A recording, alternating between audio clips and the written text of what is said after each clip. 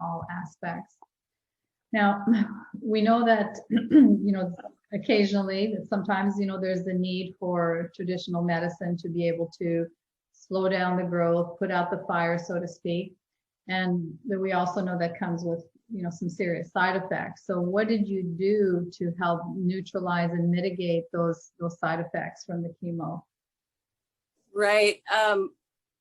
When I chose to do the standard medicine, the chemo and everything they offered me, I realized it was really, really important to keep up with my natural medicine, non-toxic medicine routine. And I just kept up with it as much as I could. I had to cut back on a lot of things because a lot of times I was sick to my stomach, but I kept up weekly vitamin and mineral infusions. That was something I did every week, once or twice a week.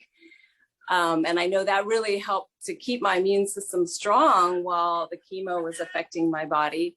I did daily coffee enemas. The only time I didn't was when I broke my hip and I had a hard time moving. And that was really important to flush the toxins out. I still do them every day and totally believe in those. You were the one who introduced me to those too. Yes.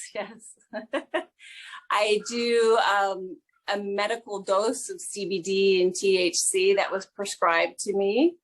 I believe that's a big part of my healing. I do weekly acupuncture and I take Chinese herbs and I do a lot of, basic vitamins to keep me healthy. So let me look at my list to make sure I'm not forgetting anything, but that's what I did throughout the chemo as well. Oh, and one other thing I want to add, because a lot of cancer people don't know about it unless you're here in Hawaii. I also there's this very disgusting, stinky fruit here in Hawaii called noni. I don't know if you know about this, but it's amazing. It has amazing healing stories for healing cancer and all other things. I know you can't really say heal cancer, but it really boosts your immune system. So that's something, if you're on the mainland, you can order from Hawaii. So that's everything I did. And yeah, keeping my mind clear. That was the biggest part too, about. Now, the medical marijuana that you do, is it an oil? Is it vape? Is it, how do you take it? And what's the ratio? Do you know? I don't know the ratio, but I take 3 different tinctures, CBD, CBDA, CBG. I'm happy to get this information to you if you want to put it in the notes. But I live in Hawaii, so it's a little bit tricky to get the medicine because there's different rules here in Hawaii. I have it shipped from California, which is much easier to do it. So I kind of get what works for me given the shipping solution or situation to Hawaii here. No, that's great. That's great because, we know the medicinal benefits of incorporating CBD and there's a website called United Patients Group that deals with the good formulas, for breast cancer, THC percentage versus CBD. And so it's a great tool to have. Let's see. So you decided to share your story publicly and you wrote an amazing book, Grace, Grit, and Gratitude. You want to show us the cover? I know you don't have the book yet. It's coming out. Yes, I will show you the cover. This is my beautiful cover. Yes, it's beautiful, beautiful. Yep. Thank you. So what made you decide to write a book?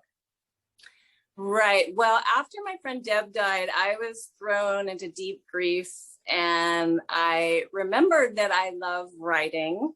And I started processing the incredible amount of grief I had through writing. And I just kept writing and kept writing. When I was diagnosed, I decided to share my journey publicly. And I shared in social media posts. I shared on my blog. And over the years, many people are saying, Tara, why don't you write a book? So in March of 2020, I was hoping to make a film called Cancer Thriver to showcase people with stage 4 cancer who were doing really well, but then COVID hit and I live on a tiny island and travel, you know, the story, we couldn't travel. So I said, okay, well, I'm going to take all this energy and the fact that I'm quarantined in my beautiful yurt here in Kauai and pour it into my writing. So it was an incredible amount of work, you know, because you've written a book, to condense like 7 years of writing into a book that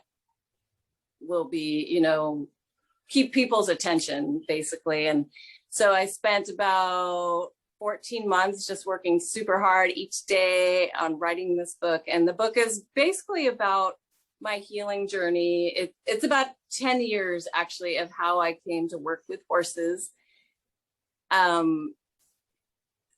Two messages of my book is about getting through incredible, challenging moments. And I hope to inspire other people on a cancer journey, other people facing challenges to find a way to find their way through. And also it's about the healing power of horses, because I work with horses, with people in a therapeutic manner. And I feel like horses have been a big part of my healing. So I hope that message carries out.